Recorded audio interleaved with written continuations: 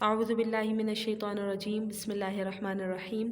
عزیز طالبات، جیسا کہ آپ جانتی ہیں کہ ہم لغت القرآن الجزء الثانی میں الدرس الخامس صفحہ نمبر 88 معرفہ کی اقسام پڑھ رہے تھے، اور معرفہ کی قسم ضمیر کے بارے میں ہم نے پچھلے سبق میں پڑھا تھا۔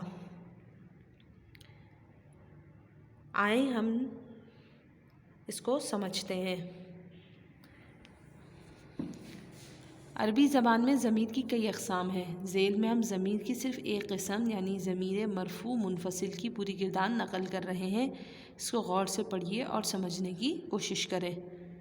آپ کے لیے اتنا ہی سمجھ لینا کافی ہے کہ جو ضمائر ہیں یہ کہلاتی ہیں ضمیر مرفوع منفصل۔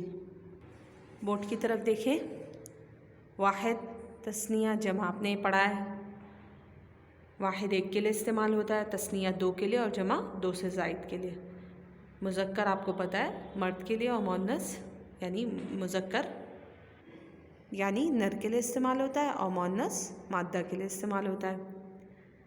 اور اسی طرح آپ کو غائب بھی پتہ ہے، آپ نے پڑھا تھا پچھلے سبق میں۔ غائب کسے کہتے ہیں؟ تھرڈ پرسن کو، اور مخاطب سیکنڈ پرسن کو، اور متکلم فرسٹ پرسن کو۔ اب آپ دیکھیں ہوا کے معنی ہے وہ ایک مرد، وہ سے پتہ چل رہا ہے کہ یہ غائب ہے، ایک سے پتہ چل رہا ہے واحد ہے، اور مرد سے پتہ چل رہا ہے مذکر ہے۔ یہ واحد مذکر غائب کی ضمیر ہو گئی۔ ہما وہ دو مرد، وہ سے پتہ چل رہا ہے غائب، دو سے مراد تثنیہ، اور مرد سے پتہ چل رہا ہے مذکر، تو یہ کس کی ہو گئی؟ تثنیہ مذکر غائب۔ اور ہم وہ سب، وہ غائب، سب جمع مرد مذکر، جمع مذکر غائب۔ اب ہیا وہ ایک عورت، وہ سے پتہ چل رہا ہے غائب، ایک سے پتہ چل رہا ہے واحد، اور عورت سے پتہ چل رہا ہے مؤنث۔ واحد مؤنث غائب کی ضمیر ہے۔ ہما وہ دو عورتیں، تثنیہ مؤنث غائب کی ضمیر ہے۔ ہننا وہ سب عورتیں، جمع مؤنث غائب کی ضمیر ہے۔ انتا تو ایک مرد، تو سے کیا پتہ چل رہا ہے یہ کس کا صیغہ ہو گئی، یہ کس کی ضمیر ہو گئی؟ مخاطب کی۔ ایک مرد واحد مذکر۔ انتما تم دو مرد، تثنیہ مذکر مخاطب۔ انتم تم سب مرد، جمع مذکر مخاطب۔ تو ایک عورت، عورت سے کیا پتہ چل رہا ہے کہ یہ مؤنث ہے، اور تو سے پتہ چل رہا ہے غائب۔ انتی واحد مؤنث مخاطب، انتما تثنیہ مؤنث مخاطب، انتن جمع مؤنث مخاطب۔ آپ نے فعل ماضی کی گردان پڑھی تھی تو آپ نے پڑھا تھا نا کہ عربی میں متکلم کے صرف دو ہی صیغے ہوتے ہیں، ایک واحد اور ایک جمع۔ انا میں یعنی واحد متکلم، نحنو ہم یعنی جمع متکلم۔ یہ دیکھ لیجئے کتاب میں بھی اسی طرح کا چارٹ دیا ہوا ہے۔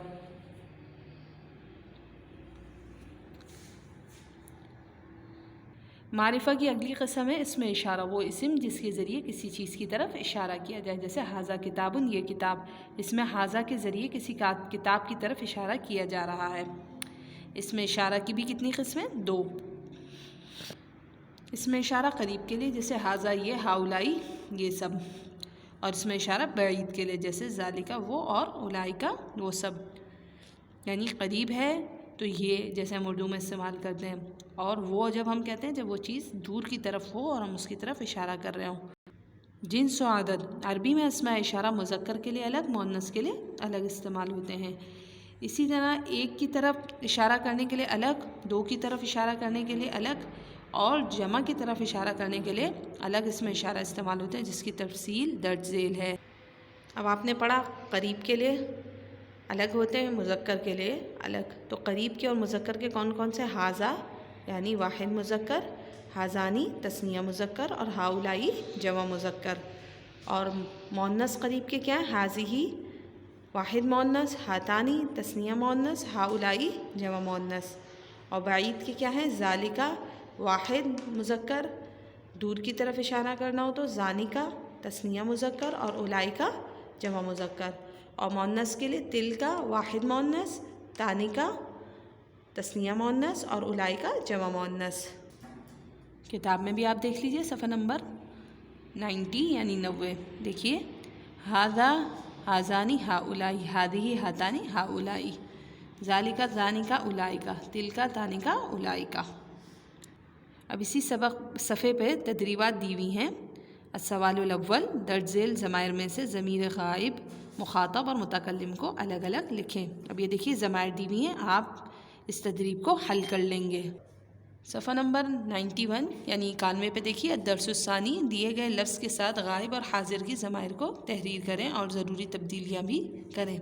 ہوا مسلمن کے ساتھ ہما مسلمانی، اسی طرح انتما مسلمانی، یہ آپ تدریب حل کر لیں گے۔ السوال الثالث، دی گئی مثالوں سے اسم اشارہ مؤنث اور مذکر الگ الگ کریں۔ آپ کو پتہ ہے اس میں سے کون سے مؤنث کے اور کون سے مذکر، آپ الگ الگ کریں گے۔ السوال الرابع، درج ذیل الفاظ کے ساتھ اسم اشارہ لگائیں۔ آپ کو پتہ ہے جمع کے ساتھ جمع لگے گا، مذکر کے ساتھ مذکر اور مؤنث کے ساتھ مؤنث۔ السوال الخامس، معرفہ کی اقسام یعنی المعرف باللام، العلم، الضمیر اور اسم الاشارہ کی تعریف مثال کے ساتھ زبانی یاد کریں۔ السوال السادس، ضمیر اور اسم اشارہ کی گردان ترتیب سے یاد کریں۔ اگلا سبق دیکھیے، الدرس السادس، اسماء استفہام، صفحہ نمبر 92۔ اسماء استفہام وہ الفاظ ہیں جن کی مدد سے کسی جاندار یا بے جان چیز کے بارے میں سوال کیا جاتا ہے۔ کبھی کبھی اسماء استفہام کو حروف جارہ کے ساتھ ملا کر بھی استعمال کیا جاتا ہے۔ ذیل میں اسماء استفہام اور ان کی مثالیں پیش کی جا رہی ہیں، ان پر غور کرنے سے یہ سبق بخوبی سمجھ آ جائے گا۔ اردو میں بھی آپ دیکھتے ہیں نا، کیا، کیسے، کون، کس کا، کہاں، کیوں، کب، یہ سب اسماء استفہام ہوتے ہیں، یہ عربی میں بھی استعمال ہوتے ہیں۔ اب آپ دیکھ لیں، یہاں عربی کے کچھ اسماء استفہام دیے گئے ہیں، جیسے ما کیا، ماذا کیا، حل یا حمزہ کیا، من کون، لمن کس کا، کیفا کیسے، کیسا، اینا کہاں، لماذا کیوں، متا کب، ایون کون سا، کم کتنا، بکم کتنے کا، اور اس کو انگلش میں کیا کہتے ہیں وہ بھی تحریر کیا ہوا ہے۔ What, who, whose, how, where, why, when, which, how much, how many, how much. ذیل میں اسماء استفہام کی مثالیں دی جا رہی ہیں جس سے ان اسماء کو جملوں میں تحریر کرنے میں مدد ملے گی، جیسے ما کیا، ما اسم کا، آپ کا نام کیا ہے، ماذا کیا، مثلاً ماذا اکلتا، تم نے کیا کھایا۔ ما بھی کیا کے لیے استعمال ہوتا ہے، ماذا بھی۔ حل بھی کس کے لیے استعمال ہوتا ہے، کیا، حل اسم کا خالد ہو، کیا آپ کا نام خالد ہے۔ آ بھی کیا کے معنی میں استعمال ہوتا ہے۔ یہ چاروں کیا کے معنی میں استعمال تو ہوتے ہیں، مگر ان کا استعمال کچھ مختلف ہوتا ہے جس کی وضاحت یہاں پہ مطلوب نہیں ہے۔